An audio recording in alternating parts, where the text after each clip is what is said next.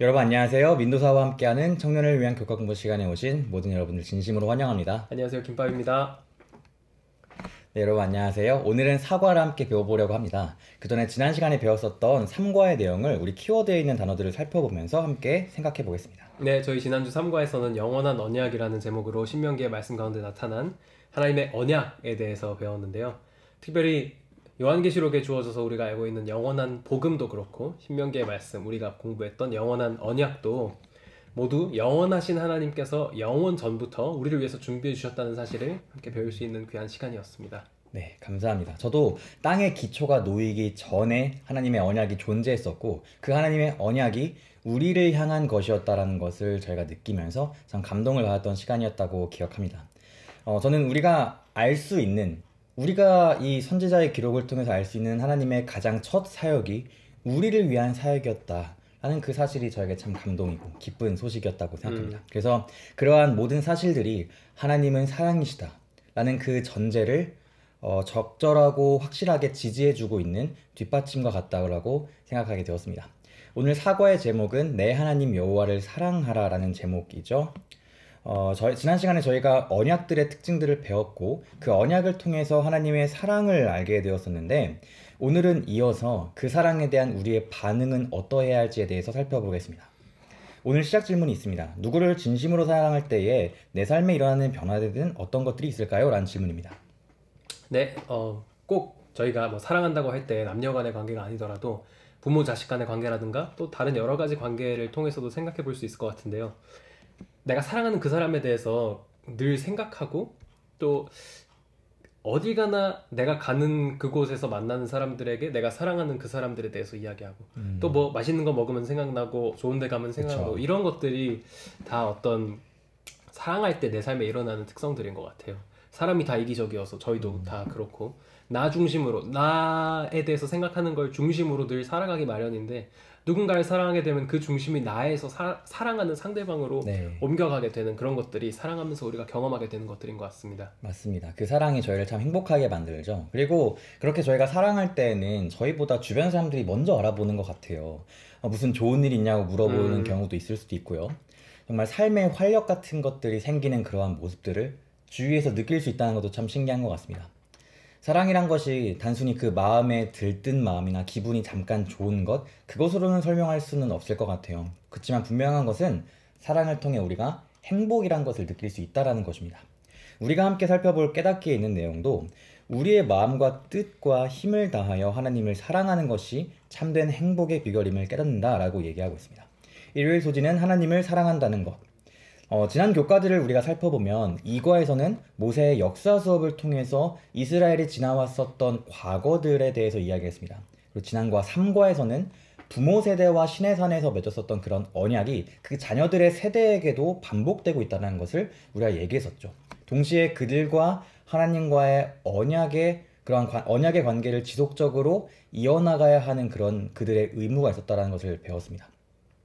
사과에서는 그 언약을 이어나가기 위한 언약의 의무들에 대해서 본격적으로 살펴볼 것인데 사실 신명기의 내용 대부분이 율법의 조항들입니다. 음, 어떻게 율법을 지켜야 할 수 있고 그 언약의 관계를 유지하기 위해서 어떠한 의무들이 있는지에 대해서 말하고 있는 것들이 대부분의 내용들인데 네. 하나님께서는 왜 그렇게 이스라엘 백성들에게 많은 의무들을 주셨을까요? 라는 질문입니다. 네. 특별히 신명기 6장에서는 이 언약의 말씀들이 주어진 언약의 의무들을 다 너희들에게 줬던 그 이유에 대해서 말씀하고 있는데 밑에 말씀 읽어보고 김밥님의 생각을 또 들어보겠습니다. 네, 신명기 6장 1절에서 2절입니다. 이 모든 것은 여러분의 하나님 여호와께서 여러분에게 가르치라고 나에게 명령하신 법과 규정입니다. 여러분은 들어가서 할 땅에서 이것들을 지키십시오. 이것은 여러분과 여러분의 후손이 평생 여호와 하나님을 두려운 마음으로 섬기고 내가 여러분에게 명령한 모든 법과 규정을 지킴으로 여러분이 오랫동안 번영을 누리며 살게 하려는 것입니다. 네, 네, 우리 언약에 대해서 계속 이야기하고 있는데 언약에 대해서 이야기할 때 빠질 수 없이 계속 이야기할 수밖에 없는 주제가 순종의 복과 네, 불순종의 맞습니다. 저주에 대한 이야기죠. 그 언약의 말씀을 지키는 것이 그들에게 복된 삶, 언약의 복을 허락해 줄 것이었기 때문에 계속해서 그런 이야기를 하는 것들인데 그들이 번영을 누리면서 행복하게 살도록 하는 것이 하나님의 뜻이었기 때문에 이런 언약을 하나님께서 주셨던 것이죠. 감사합니다. 이어서 언약의 축복들을 지속적으로 유지하기 위해서 주어졌었던 그 언약적인 명령의 핵심에 대해서 하나님께서 말씀하고 있으십니다. 네. 그 밑에 있는 말씀도 읽겠습니다. 네, 6장 4절에서 5절입니다. 이스라엘아 들으라, 우리 하나님 여호와는 오직 유일한 여호와이시니 너는 마음을 다하고 뜻을 다하고 힘을 다하여 너희 하나님 여호와를 사랑하라. 감사합니다. 신명기 6장에 이어서 계속해서 그 율법의 조항들이나 언약의 의무들에 대해서 나오기 시작하는데, 그러한 무수히 많은 언약의 의무들이 나오기 전에 하나님께서 내 하나님 여호와를 사랑하라라는 그러한 명령을 가장 먼저 하시는 것이 굉장히 주목해 볼 법한 것 같아요. 밑에 질문 또 보겠습니다. 하나님을 사랑하라는 이 명령은 어떤 의미를 가지고 있을까요? 특별히 이것이 첫 번째로 주어진 명령이잖아요. 어떤 네. 의미일까요? 우리가 지금 언약에 대한 얘기를 계속 하고 있는데, 언약의 핵심이자 어떤 언약의 정신의 이 정수가, 에센스, 본질이 집약된 십계명을 우리가 생각해 보면 좀 좋을 것 같아요. 십계명의 두 돌비가 성소 안에서 보관되었던 장소가 지성소 안에 있는 언약궤잖아요. 네. 언약 상자인 거죠. 네. 언약이 들어있는.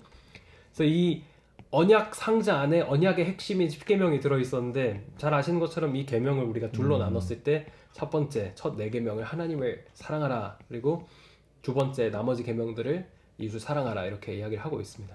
그래서 이 모든 언약의 세세한 조항들을 순종하면서 잊지 않아야 할 본질이 바로 하나님을 사랑하는 것. 첫 번째가 하나님을 사랑하는 것이었기 때문에 이 하나님을 사랑하라는 첫 번째 명령이 언약의 어떤 그 중심 사상이었다고 네. 우리가 이해해 볼 수 있겠죠. 네, 감사합니다. 마음과 정성과 힘을 다해서 하나님을 사랑하라는 말씀이 신명기 6장 4절과 5절 말씀에 있습니다. 그래서 그분을 향한 우리의 사랑이 그 어떤 사람이나 그 어떤 사물에 대한 사랑보다 최우선이 되어야 할 것입니다. 특별히 여기 말씀을 보시면 여기에는 내 하나님 여호와라고 얘기하고 있죠. 여기서는 한국어 버전에서는 내라는 여기 하나님 앞에서만 너의 하나님이라는 단어가 쓰였는데, 원어적으로 살펴보면 원어에는 명사에도 인칭과 격이 붙거든요. 네. 그래서 여기 너는 마음을 다하고 할 때도 원어로는 너의 마음을 다하고 너의 뜻을 다하고 너의 힘을 다해서 너의 하나님을 여호와를 사랑하라고 명령하고 있습니다. 그래서 이 말씀에서는 하나님을 사랑하는 것에 있어서 개인적인 선택과 헌신에 대해서 얘기하고 있는 것처럼 보이는데, 이러한 하나님을 사랑하는 것에 있어서 개인적인 선택과 헌신이 중요한 이유는 과연 무엇일까요? 네, 이 방금 말씀해주신 그 인칭과 수, 네. 이런 것들이 굉장히 인상적으로 다가왔어요. 복수가 아니라 단수였고 2인칭으로 계속해서 너 네. 이렇게 말해줬다는 사실이 되게 인상적이었는데, 그 사실을 통해서 우리가 이 지금 주어지는 이 명령들이 집단적인, 그리고 그냥 포괄적으로 너네들 전부 이런 식으로 주어진 것이 아니라 너 한 사람, 너 개인에게 주어진, 네. 우리 지금 나 개인에게 주어진 것이라는 사실을 하나님께 대한 개인적인 헌신, 그리고 선택을 촉구했다는 그런 사실을 좀 생각해 볼 수 있는 것 같고요. 네. 결국 그분을 사랑하고 하나님을 사랑하고 그분과 관계를 맺는 것이, 뭐 내가 재림교회에 소속됐기 때문에 어디 교회를 다니기 때문에 그런 것이 아니라 결국은 내가 하나님과 어떻게 관계를 맺고 있느냐에 달린 네. 것이지 않습니까? 그런 걸 생각했을 때 결국 모든 것이 나와 하나님의 개인적인 관계의 문제이기 때문에 이렇게 말씀을 하셨구나라는 것을 생각해 보게 되는 것 같습니다. 네, 감사합니다. 이스라엘에는 실제로 100만 명이 넘는 인구가 있었습니다. 그래서 온 회중이 다 함께 우리가 하나님께 헌신하겠노라 라고 서약하고 결심하는 것도 굉장히 아름다운 모습이었을 거라고 생각되어져요. 하지만 하나님은 그 수많은 군중 가운데, 수많은 회중 가운데서도 한 사람 한 사람, 각 한 사람 한 사람과의 직접적인 교제를 원하셨던 것이었죠. 우리 한 사람 한 사람에게 관심을 가지고 계신 것이 바로 하나님의 사랑의 마음입니다. 우리 공동체의 신앙도 개개인의 신앙에 굉장히 중요한 영향을 끼치고 있지만, 하나님께서는 우리 각자의 마음을 소중히 여기시기 때문에 우리 각자의 헌신, 우리 각자의 결심, 각자의 하나님을 사랑하는 그 마음을 굉장히 귀중하게 보고 계십니다. 정리하겠습니다. 하나님께서는 이스라엘 백성들에게 마음과 성품과 힘을 다해 하나님을 사랑하라고 명령하시며 개인적인 결심을 촉구하셨습니다 라고 얘기하고 있죠. 그 다음 월요일 소재로 가겠습니다. 하나님을 경외한다는 것. 이번 소재에서는 위에 읽었었던 신명기 6장의 말씀 플러스 또 하나의 명령이 있습니다. 하나님을 사랑하라는 명령을 위해서 얘기했다면 이번 밑에서는 또 신명기 6장에 있었던 또 다른 명령이 등장하는데 네. 무엇인지 살펴보겠습니다. 신명기 6장 2절입니다. 곧 너와 내 아들과 내 손자들이 평생에 너의 하나님 여호와를 경외하며. 네, 감사합니다. 위에서는 하나님을 사랑하라고 말하고 있었는데 신명기 6장 2절 말씀을 보니까 하나님을 경외하라라고 얘기하고 있습니다. 경외하라라는 말과 사랑하라는 이 두 명령이 각각의 다른 명령일까? 이 두 가지의 명령이 연관되어 있는 것일까? 왜 같은 맥락에서 연결되고 이렇게 동시에 이렇게 등장하는 것인지에 대해서도 생각해 볼 필요가 있는데 성경절 하나를 더 읽어볼게요. 밑에 있는 성경절로 읽어보겠습니다. 네, 신명기 10장 12절입니다. 이스라엘아 너의 하나님 여호와께서 내게 요구하는 것이 무엇이냐? 곧 내 하나님 여호와를 경외하며 그의 모든 도를 행하고 그를 사랑하며 마음을 다하고 뜻을 다하여 너의 하나님 여호와를 섬기고. 네, 감사합니다. 이 신명기 6장에 등장하는 하나님을 경외하라는 명령과 하나님을 사랑하라는 명령, 이 두 가지의 명령은 따로 떼놓아야 되는 것이 아니라 이 신명기 10장 말씀을 보니 사랑하고 경외하고 경외하고 사랑하고 이렇게 동시에 같이 등장하고 있습니다. 이것을 보니까 이것을 보니까 하나님을 경외하는 것과 사랑한다는 것은 연결되는 것이고 떨어질 수 없는 그러한 연관적인 관계가 있는 것처럼 보입니다. 네. 그렇다면 우리가 하나님을 경외하는 것이 무슨 의미인지에 대해서도 생각해 볼 필요가 있습니다. 어떻게 좀 생각하시나요? 네, 교과의 저자가 지금 이제 전환된 화면에서 보실 수 있을 텐데 교과의 저자가 하나님을 경외하는 것에 대해서 이렇게 설명을 하고 있습니다. 하나님을 경외하는 것은 우리의 죄됨과 연약함과 그분께 대한 전적인 의존성에 대비되는 그분의 권위의 능력과 정의와 의로우심에 감탄하며 존경을 표하는 것이다. 이렇게 이야기를 해주시고 있습니다. 네, 모세가 하나님을 경외하고 사랑해야 하는 것에 대해서 이 신명기 6장을 통해서 말하고 있습니다. 근데 참 신기한 게 성경에서는 같은 맥락에서 바울 선생님도 이 모세처럼 하나님을 경외하고 하나님을 사랑해야 된다는 이 동일한 메시지를 또 에베소서에 있는 말씀을 통해서 얘기하고 있습니다. 밑에 보면 바울의 글도 있습니다. 하나님을 경외해야 하는 이유에 대해서는 이렇게 설명합니다. 네, 에베소서 2장 3절입니다. 우리도 전에는 그들과 같이 우리 육체의 욕심대로 살며 육체와 마음이 원하는 대로 하여 다른 사람들과 마찬가지로 본래부터 하나님의 노여우심을 살 수밖에 없었던 사람들이었습니다. 네, 감사합니다. 저자가 설명했듯이 우리의 죄됨과 전적으로 대비되는 하나님의 의로우심에 대해서 우리는 경외해야 한다라고 얘기하고 있는 것이죠. 네. 우리가 죄인임을 깨달았을 때 하나님의 의로우심을 보고 우리의 죄됨과는 너무나 상반되고 너무나 우리가 영광스럽게 존경스럽게 경외하는 마음으로 볼 수밖에 없는 하나님에 대해서 우리가 보고 그러한 경외하는 마음을 가져야 한다는 것이죠.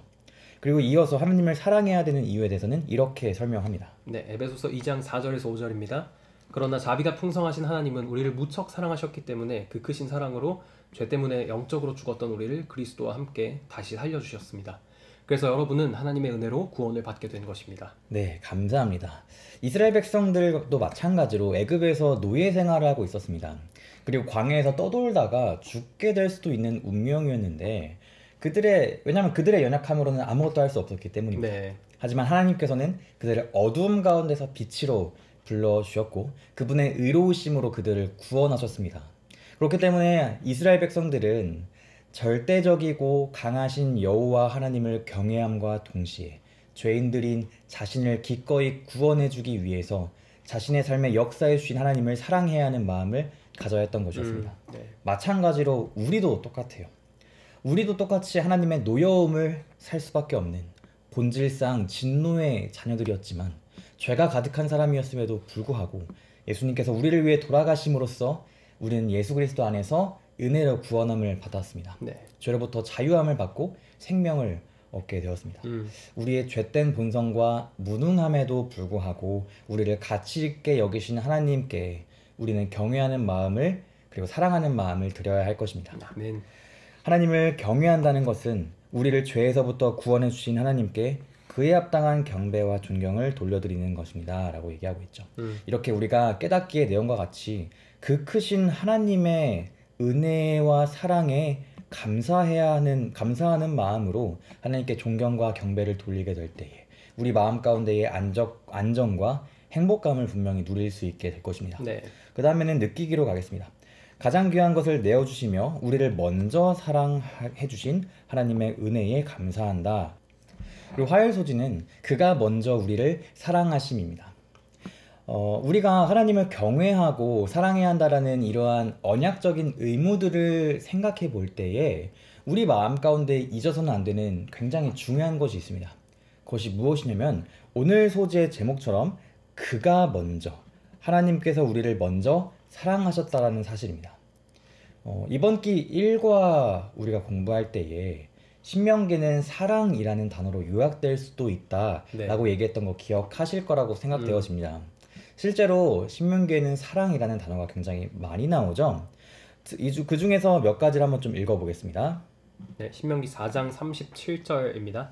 여호와께서 너의 조상들을 사랑하신 고로 그 후손인 너를 택하시고 그 큰 권능으로 친히 인도하여 애굽에서 나오게 하시며 10장 15절입니다. 여호와께서 오직 내 조상들을 기뻐하시고 그들을 사랑하사 그들의 후손인 너희를 만민 중에서 택하셨음이 오늘과 같으니라.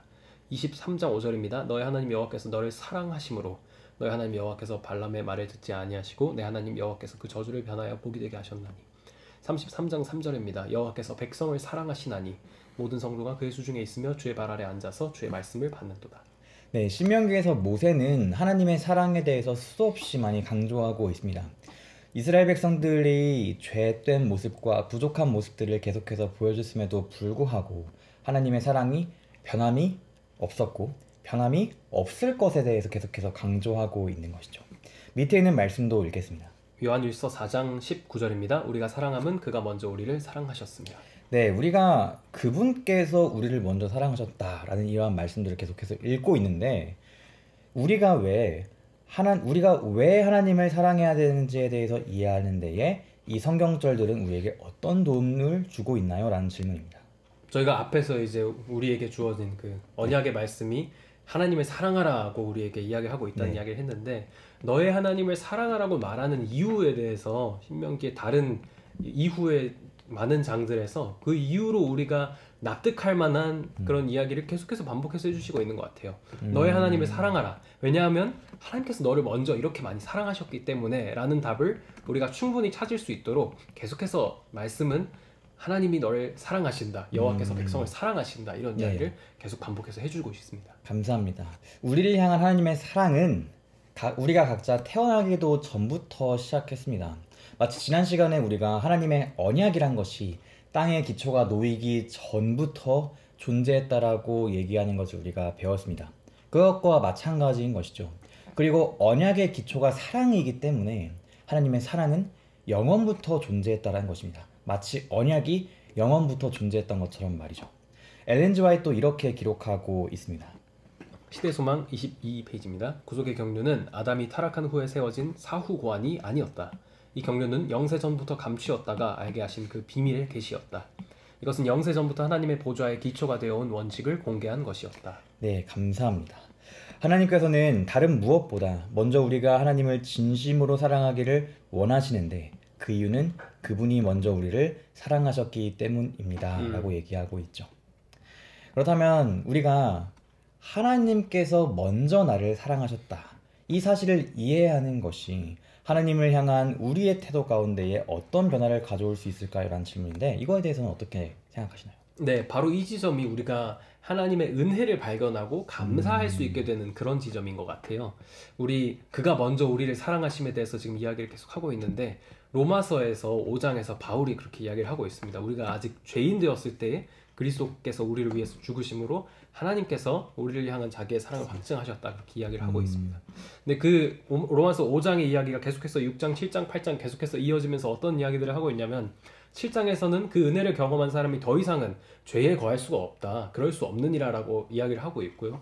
8장에 가면서도 계속해서 이 거듭남을 경험한 사람들, 은혜를 받은 사람들은 결국 죄의 법과 사망의 법을 버리고 생명의 성령의 법으로 살아가게 된다. 삶의 어떤 변화들을 계속해서 경험하게 되는 것에 대해서 이야기를 하고 있습니다.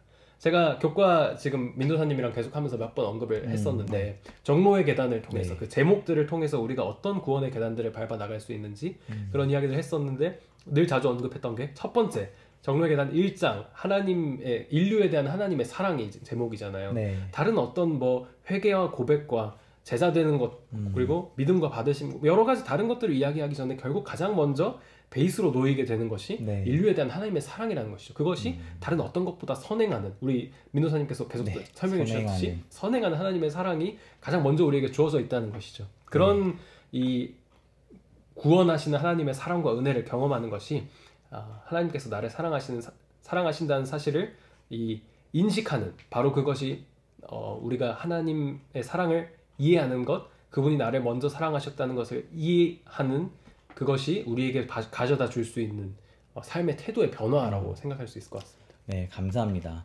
김밥님 말씀과 같이 우리의 신앙이 성장하고 신앙이 자라나는 그러한 시기가 하나님께서 나를 사랑하셨다라는 것을 경험적으로 깨닫는 시기와 맞물려 있는 것 같습니다.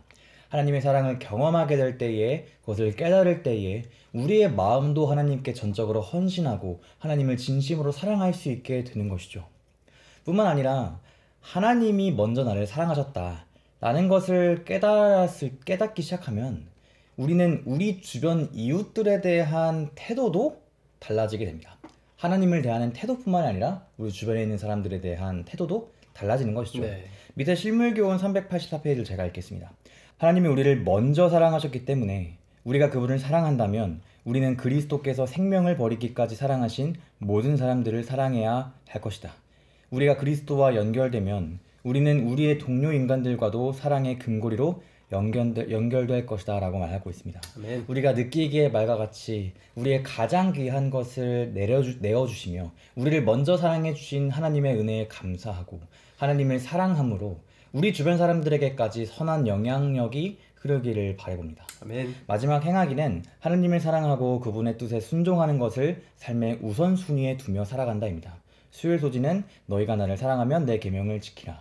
자, 아래 성경절들이 가지고 있는 공통적인 주제는 무엇일까요? 라는 질문인데요. 밑에 있는 말씀 가운데에서 밑줄 쳐 있는 부분만 읽겠습니다. 네. 나를 사랑하고 내 계명을 지키는 자. 11장 1절입니다. 너의 하나님 여호와를 사랑하여 그가 주신 책무와 법도와 규례와 명령을 항상 지키라. 19장 9절입니다. 오늘 내가 너에게 명하는 이 모든 명령을 지켜 행하여 내 하나님 여호와를 사랑하고. 네. 네, 그래서 이 성경절들을 통해서 볼 수 있는 우리가 공통적인 주제로 주어진 것은 계명을 지키는 것. 네. 계속해서 지금 계명을 지키는 것에 대해서 이야기를 하고 있는 것을 볼 수 있습니다. 네, 하나님을 사랑하고 계명을 지키라는 이 말씀들을 이어가고 있는데 저자는 이에 대해서 이렇게 말하고 있습니다. 하나님께서 우리를 사랑하신다고 말씀하실 뿐만 아니라 우리를 위해 행하신 일과 지금도 행하고 계신 일을 통해 그 사랑을 나타내 보여줬던 것처럼 하나님의 백성들 또한 그들의 행동으로 하나님을 향한 그들의 사랑을 나타내 보여야 한다. 그리고 위의 성경절들이 보이는 것처럼 하나님을 사랑하는 것은 그분께 대한 순종과 뗄래야 뗄 수 없이 연결되어 있다라고 말하고 있죠. 우리가 서두에 누군가를 사랑하게 될 때에 우리 삶 가운데에 어떠한 변화가 일어나는가에 대해서 또 얘기 나눠봤는데 네. 진정한 사랑은 그 대상을 위한 행동이나 말로써 표현되어지는 것이죠. 진정한 사람은 말없이 아무것도 안 하는 것이 결코 아닙니다. 마찬가지로 하나님을 향한 사랑도 언제나 그분에 대한 순종으로 표현되어져야 합니다. 내가 의도하지 않았을지라도 주변에서 변화를 느낄 만큼 그것은 분명하고 확실한 것이 되어야 하는 것이죠. 그래서 하나님께 대한 순종은 결코 율법주의적인 것이 절대 아닙니다. 오히려 순종은 언약과 사랑에 근거한 자발적이고 자연스러운 표현과도 같은 것이죠. 네. 밑에 글을 읽겠습니다. 하나님께서 우리를 위해 베풀어 주신 사랑과 구원에 대한 반응으로 우리가 그분의 계명에 순종하기를 기대하십니다. 라고 얘기하고 있죠. 마지막 질문인데요. 하나님께 대한 사랑이 순종의 동기가 되어야 하는 이유는 무엇일까요? 라는 질문입니다. 네, 사랑이 아닌 것이 하나님께 대한 순종의 동기가 되었을 때 어떤 결과들이 일어나는지, 어떤 모습을 우리가 볼 수 있는지를 한번 생각해보면 이 질문에 대한 대답을 하는데 좀 도움이 될 것 같습니다. 예수님 당시 유대 종교 지도자들이 바로 그런 모습이었죠. 외적인 율법의 준수에는 굉장히 큰 열심을 가지고 뭐 이런 거 저런 거 많이 했습니다. 물 마실 때도 하루살이가 이렇게 들어올까봐 걸러 마셨다고 하고 여러 가지 뭐 많은 것들을 했다고 하는데, 굉장히 이 외적인 율법의 준수에는 엄격했던 그들에게 순종의 동기가 마땅히 되어야 할 하나님을 사랑하는 마음은 없었다는 것이죠. 그래서 결국 온갖 의식과 율법을 준수하는 이런 것들로 자신의 인생을 다 그냥 보냈음에도 불구하고 그들의 마음 가운데에는 하나님을 향한 사랑이라는 참된 동기가 전혀 없었고 그 모든 율법과 의식들이 가리키는 자기들이 일생을 다 바쳐서 했던 그 행위들의 본질이 되신 네. 그 행위들이 결국 가리키고 있었던 인간이 되어 내려오신 예수님이 자기들 눈앞에 내려왔을 때는 정작 알아보지 못하는 그런 결과를 우리가 볼 수 있죠. 그런 것들이 우리가 하나님께 대한 사랑이 순종의 올바른 동기가 된다는, 그리고 사랑이 아닌 다른 것들이 우리의 순종의 동기가 됐을 때 바로 그런 모습이 될 수 있다는 점을 우리에게 알려주고 있는 것 같습니다. 네, 하나님께 대한 사랑이 우리의 동기가 되지 않는다면 말씀해 주신 것처럼 그냥 꾸며진 관계가 되는 것 같아요. 율법주의가 되는 것이죠. 율법주의를 만약에 우리가 오늘날 살아가면서 볼 수 있는 관계 가운데서 어떻게 찾아볼 수 있을까 궁금했는데 생각해보니까 요즘 쇼윈도 부부라는 말이 많이 있죠. 겉에서는 되게 좋아 보이고 화목해 보이는 부부 사이인데 집에서는 말도 안 하고 깊은 관계도 갖지 않는 그런 것들을 우리가 쇼윈도 부부라고 하죠. 겉으로 보여지는 것만 좋지 속으로는 텅텅 빈 것과 마찬가지인 거죠. 네. 하나님은 그러나 이스라엘 백성들에게 구원을 먼저 경험하게 해주셨습니다. 하나님께서 자격 없는 그들을 구원하신 것은 전적으로 그분의 사랑에 의한 것이었다라고 얘기하고 있죠. 그래서 이제 신명기 세대들도, 이제 신명기에 있는 출애굽의 새로운 세대들도 그 하나님의 사랑에 반응할 때가 되었던 것이었습니다. 단순히 외형적인 그 언약의 의무들만 따르는 것이 아니라 진짜 그 사랑에 근거한 자발적이고 자연스러운 표현으로서의 순종이 일어나야 했었던 것이었죠. 네. 이 사실은 오늘날 우리에게도 동일합니다. 그래서 목요일 소지 첫째 되는 계명에서도 그 사랑에 대해서 굉장히 강조하고 있습니다. 네. 밑에 말씀을 읽겠습니다. 네, 마가복음 12장 28절에서 30절입니다. 모든 계명 중에 첫째가 무엇이니까? 예수께서 대답하시되 첫째는 이것이니 이스라엘아 들으라 주 곧 우리 하나님은 유일한 주시라. 내 마음을 다하고 목숨을 다하고 뜻을 다하고 힘을 다하여 주 너의 하나님을 사랑하라. 감사합니다. 모든 계명 중에 가장 중요한 것에 대해서 예수님께서 말씀하시면서 구약에 있는 한 말씀을 인용하셨는데 그것이 오늘 살펴봤었던 신명기 6장 4절부터 5절에 있는 말씀입니다. 밑에 있는 말씀과 동일하게 보여질 수 있죠. 네. 저자는 이렇게 얘기하고 있습니다. 마지막 때가 되어서 최후의 사건들이 펼쳐지며 모든 사람들이 어느 한쪽을 선택하라는 극단적인 요청을 받게 될 때에 이 사랑이 우리가 마주하는 그 모든 선택의 기준이 될 것이다 라고 얘기하고 있습니다. 구원에 대해서도 우리의 믿음에 대해서도 결국 모든 것은 우리가 하나님을 진심으로 사랑하는지 그렇지 않은지에 따라서 모든 것이 판가름이 날 것이다 라고 얘기하고 있는 것이죠. 네. 우리가 하나님을 온전히 사랑할 수 있도록 그분의 선하심과 그분의 사랑과 은혜를 경험하는 삶이 될 수 있기를 바라봅니다. 아멘. 결론 읽고 마치겠습니다. 모세는 약속의 땅을 눈앞에 둔 이스라엘 백성들에게 마음과 힘과 뜻을 다하여 하나님을 사랑하라고 호소했습니다. 하나님을 향한 진실한 사랑이 새로운 땅에서 그들의 힘이 될 것을 알았기 때문입니다. 하나님께서는 마지막 때를 살아가는 우리들도 이와 같은 사랑을 바탕으로 한 순종의 삶을 살기를 기대하십니다. 네, 감사합니다. 이렇게 사과 내 하나님 여호와를 사랑하라를 마치게 되었습니다. 김밥님은 이번 과를 마치면서 어떻게 정리하고 싶으신가요? 네, 하나님을 사랑하라는 거 우리 되게 많이 들었고 성경에도 그렇게 많이 반복되고 중요한 것임에도 불구하고 너무 우리가 그냥 제가 너무 당연한 것이라고 생각해서 그런지 별로 그냥 생각하지 않고 살아왔던 것 같아요. 그 옛날 그 이스라엘 백성들에게 그랬던 것처럼 오늘 저에게도 그 아까 저희 2인칭 단수 이야기한 것처럼 너의 하나님, 저에게도 오늘 동일하게 그렇게 말씀하시는 나의 하나님을 진심으로 마음 다해서 사랑하는 그런 삶이 되기를 바라는 마음입니다. 감사합니다. 이번 교과의 총 주제가 신명기 속의 현재 진리이지 않습니까? Present Truth, 현재의 진리, 오늘의 진리. 오늘 나에게 영향을 끼쳐야 하는 그런 진리는 무엇인가?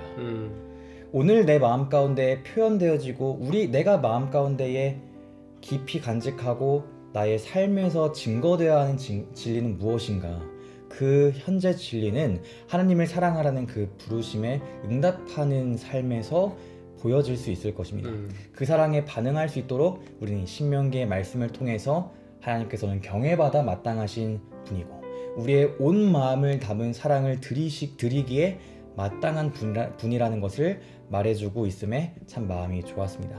또한 우리가 신명기에 있는 그러한 수많은 언약의 의무들이 기록되어 있는 곳으로 알고 있고 순종해야지 복을 받고 불순종을 하면 저주를 받는다는 이러한 큰 프레임 때문에 뭔가 좀 두려운 마음을 가지고 있을 수도 있는데, 그에 반해 이 신명기라는 이 책에 하나님의 사랑이 가장 많이 얘기되고 있다라는 그 얘기도 참 저에게 감동이었던 것 같습니다.